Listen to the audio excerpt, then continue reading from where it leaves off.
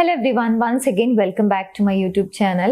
ഇന്നത്തെ വീഡിയോയിലൂടെ നിങ്ങളുമായി ഷെയർ ചെയ്യാൻ പോകുന്നത് ഒരു വ്യക്തി അവരുടെ സ്വാർത്ഥ താല്പര്യങ്ങൾക്ക് വേണ്ടി അല്ലെങ്കിൽ അവരുടെ ഒരു ആവശ്യത്തിന് വേണ്ടി മാത്രമാണ് നിങ്ങളോടൊപ്പം റിലേഷൻഷിപ്പ് എന്ന പേരിൽ നിൽക്കുന്നത് എന്നുണ്ടെങ്കിൽ അതെങ്ങനെയാണ് നമുക്ക് മനസ്സിലാക്കാൻ സാധിക്കുക?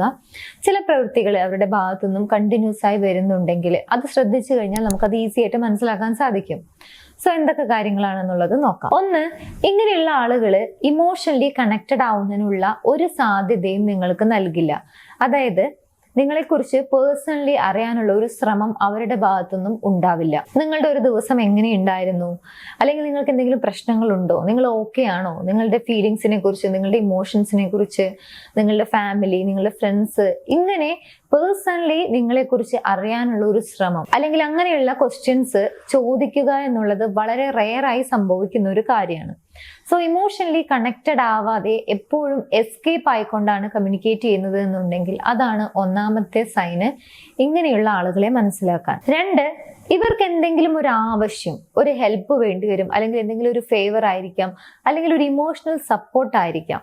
സോ ഇത്തരത്തിൽ എന്തെങ്കിലും ഒരു കാര്യം നിങ്ങളിൽ നിന്നും വേണമെന്ന് തോന്നുന്ന സമയത്ത് മാത്രമായിരിക്കും നിങ്ങളോട് കുറച്ചധികം സംസാരിക്കുന്നത്, അല്ലെങ്കിൽ കുറച്ചധികം കണക്ഷൻ ഉണ്ട് എന്നുള്ളത് കാണിക്കുന്ന രീതിയിൽ പെരുമാറുന്നത്. സോ ഇങ്ങനെയുള്ള എന്തെങ്കിലും ഒരു ആവശ്യം നേടിയെടുക്കുന്നതിന് വേണ്ടി മാത്രമാണ് അടുപ്പം കാണിക്കുന്നത് എന്നുണ്ടെങ്കിൽ അതാണ് രണ്ടാമത്തെ സൈന് ഇങ്ങനെയുള്ള ആളുകളെ മനസ്സിലാക്കാൻ. ഇനി മൂന്നാമത്തെ പോയിന്റ് നോക്കുന്നതിന് മുൻപായി, ഇതുപോലെയുള്ള ഏതെങ്കിലും ഇഷ്യൂസ് നിങ്ങൾ ഫേസ് ചെയ്യുന്നുണ്ടെങ്കിൽ, അതായത് നിങ്ങളുടെ റിലേഷൻഷിപ്പിൽ ഇതുപോലുള്ള എന്തെങ്കിലും ഇഷ്യൂസ് ഫേസ് ചെയ്യുന്നുണ്ടെങ്കിൽ അതിനൊരു പ്രോപ്പർ സൊല്യൂഷൻ വേണം, ആ റിലേഷൻഷിപ്പ് ഇഷ്യൂ സോൾവ് ചെയ്യണം എന്നൊക്കെ ആഗ്രഹിക്കുന്നുണ്ടെങ്കിൽ സപ്പോർട്ടിന് വേണ്ടി നിങ്ങൾക്ക് സ്ക്രീനിൽ കാണുന്ന നമ്പറിലേക്ക് കോൺടാക്ട് ചെയ്യാവുന്നതാണ്. ഞങ്ങളുടെ ടീം നിങ്ങളെ ഹെൽപ്പ് ചെയ്യുന്നതാണ് ആ ഒരു റിലേഷൻഷിപ്പ് ഇഷ്യൂ സോൾവ് ചെയ്യുന്നതിന് വേണ്ടി. സോ ആവശ്യമുള്ള ആളുകളെ കോൺടാക്ട് ചെയ്യുക. മൂന്ന്, ഇമോഷണലി മാനിപ്പുലേറ്റ് ചെയ്യുക എന്നുള്ളത് ഇവരുടെ ഒരു സ്ഥിരം പരിപാടിയായിരിക്കും.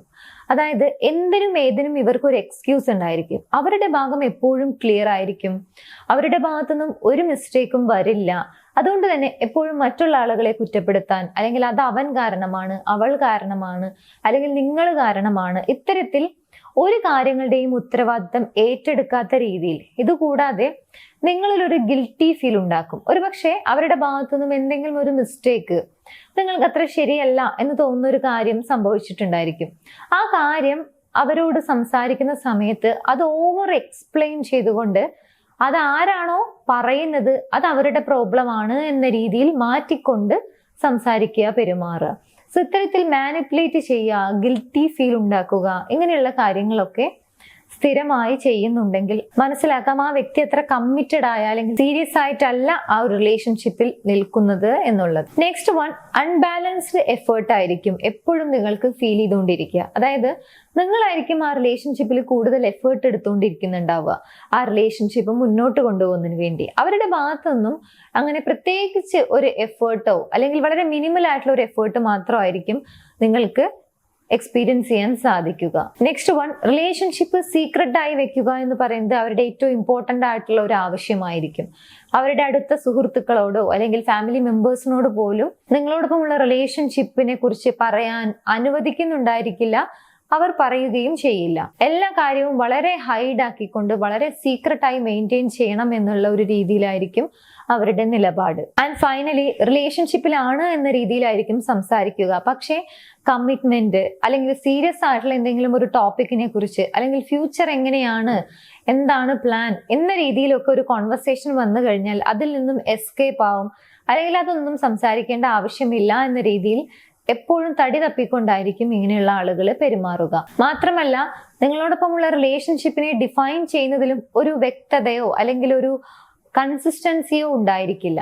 അവരുടെ മൂഡ് അനുസരിച്ചായിരിക്കും അവരെപ്പോഴും ആ റിലേഷൻഷിപ്പിനെ ഡിഫൈൻ ചെയ്യുക. ഇത്രയും സയൻസ് നിങ്ങൾക്ക് ആ റിലേഷൻഷിപ്പിൽ നിലനിൽക്കുന്ന സമയത്ത് കണ്ടിന്യൂസ് ആയി എക്സ്പീരിയൻസ് ചെയ്യുന്നുണ്ടെങ്കിൽ തീർച്ചയായും മനസ്സിലാക്കുക അവരുടെ എന്തോ ഒരു ആവശ്യം നിറവേറ്റുന്നതിന് വേണ്ടി മാത്രമാണ് അവർ ആ റിലേഷൻഷിപ്പിൽ നിൽക്കുന്നത്.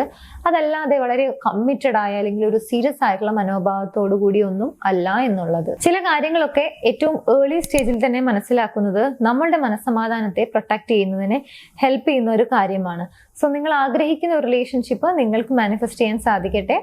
ഈ വീഡിയോ നിങ്ങൾക്ക് യൂസ്ഫുൾ ആണെങ്കിൽ മറ്റുള്ള ആളുകളിലേക്ക് ഷെയർ ചെയ്യാൻ മറക്കരുത്. യൂട്യൂബ് ചാനൽ ആദ്യമായാണ് കാണുന്നത് എന്നുണ്ടെങ്കിൽ, പുതിയ വീഡിയോസ് കാണാൻ താല്പര്യമുണ്ടെങ്കിൽ ചാനൽ സബ്സ്ക്രൈബ് ചെയ്യാനും മറക്കരുത്. മറ്റൊരു വീഡിയോയിൽ കാണാം.